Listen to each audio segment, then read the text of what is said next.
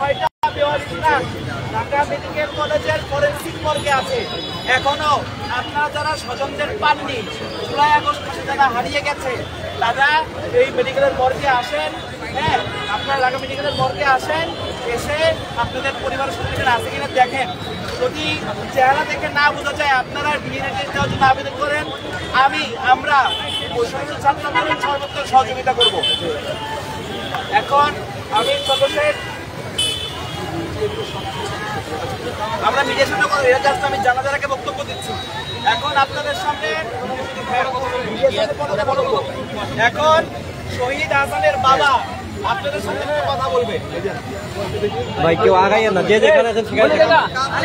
ভাই কেউ আগাইয়েন না, যেখানে আছেন সেখানে থাকবেন। ভাই আগাইয়েন না, জায়গায় থাকেন, চাপাচাপি করেন না।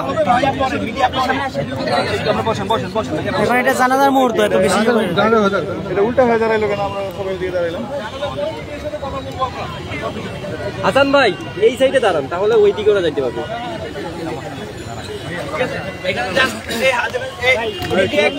যদি আসেন তাহলে বসে যান।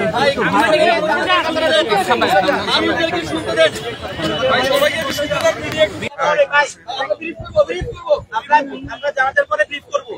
এখন আঙ্কেল একটু বলতে দেন।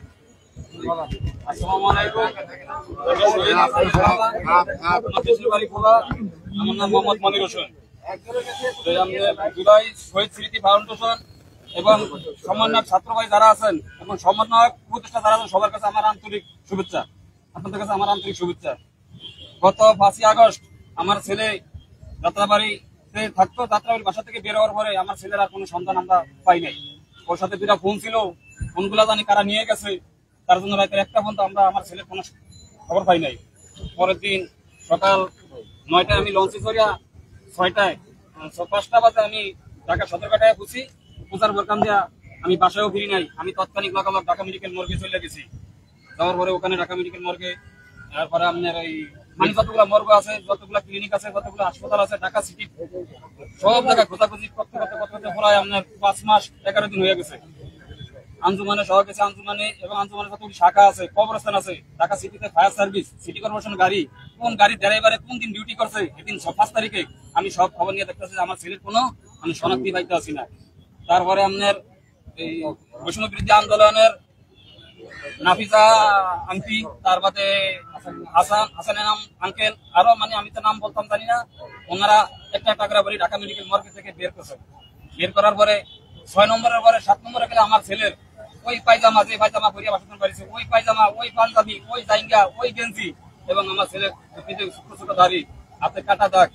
তখন আমার দেখে আমার এই ভাই শনাক্ত করেছে যে আমার ভাতিজা আর এক আমার শালি আছে, আমার আরেকটা ভাই আছে। পরে শনাক্ত করা বরকান দিয়া ওনারা বলতে আছে যে আমাদের মুখের ফেলটা নষ্ট, তো আমাদের ডিএনএ দেওয়া লাগবে। তার বাদে আমরা ডিএনএ দিছি। ডিএনএ দেওয়ার পরে মাশাআল্লাহ আলহামদুলিল্লাহ আমাদের 1 মাস 1 দিন পরে ডিএনএ মেশিন হয়েছে। আমি একটু বলতাম চাই, 5ই আগস্টে আমার ছেলে যারা এইভাবে হত্যা করে মারছে তাদের আমি কঠিন বিচার চাই, কঠিন বিচার চাই। একজন করিয়া তাদেরকে ধরিয়া আইনের আওতায় না তাদের আমার বিচার করতে। আমার ছেলে কি অপরাধ করছে, প্রয়োজন হলে আমিও দরকার আমার মারিয়া আমার ছেলে কোনো অপরাধ করে দেয়, আর নাহলে এর জবাব দিতে হবে যারা আমার ছেলে শহীদ করেছে। আর আমি একটু কথা বলতাম চাই, যাত্রাবাড়ির এক থানার আয়ু আমার ছেলের ব্যাপারে, মোবাইলের ব্যাপারে 2টা চিঠি করছি। একটা হলো ছেলে হারানোর, একটা হলো মোবাইলের। ওনার কাছে গেলেই ওনা আমার কোনো বার্তা দিত না। আমি ছেলে হারাইছি, আমি বুঝি দুঃখ। এই পৃথিবীতে যার সন্তান হারায়, মুহিবুল, কিন্তু আমি যার সন্তানের ভিতরে হারায় সে বোঝে বেতনাটা কত, বেতনা তার বুকের ভিতরে কত চলতে আছে। কিন্তু ওই ধারকে আমার বলতে আছে, ওই আয়ু, আরে মেয়ে তোর বলা মরিয়া গেছে, ধান গেছে, বাড়িতে জান কি টোকা টিকি করেন, বাড়িতে জান কিন্তু ওনার যদি একটা ছেলে হারাইতো উনি বলতো। কিন্তু যাত্রাবাড়ি থানার মোর্শেদ এসআই উনি বিগত 1 মাস আমার এই ডিএনএ মেসিং এর জন্য দিনে রাতে অনেক খাটাখাটি করছে। আর আমার এই ভাই বাংলাদেশ ব্যাংকে চাকরি করে, উনিও কাউসার ভাই, উনিও আমার অনেক বুদ্ধি পরামর্শ দিছে। এবং আমার রাজারবাগ এসপি স্যার মুর্শেদ, ওনার বাড়ি আমার বাড়ি ভোলাতি গ্রামে, উনি আমার অনেক সহযোগিতা করছে, আমার ছেলের যারাই এই মারছে, এই বাস হত্যা করিয়া তাদেরকে আমি বিচারের আওতায় আনতে হবে।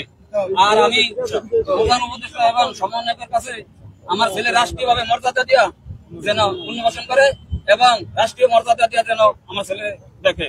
এই আমার এখন জানাজা হবে, এখন জানাজা হবে, সবাই কাতারে দাঁড়িয়ে যায়।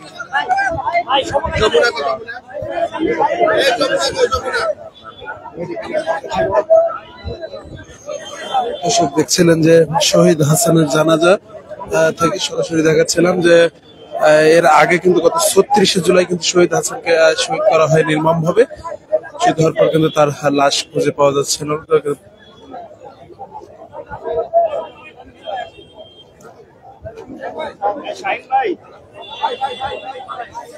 পরবর্তীতে কিন্তু তার পরিবারের সাথে ডিএনএ ম্যাচিং এর মাধ্যমে কিন্তু তার লাশকে শনাক্ত করা হয় এবং আজকে সন্ত্রাস বিরোধী রাজু ভাস্কর্যের পাদদেশে কিন্তু তার পবিত্র নামাজে জানাজা সম্পন্ন হচ্ছে।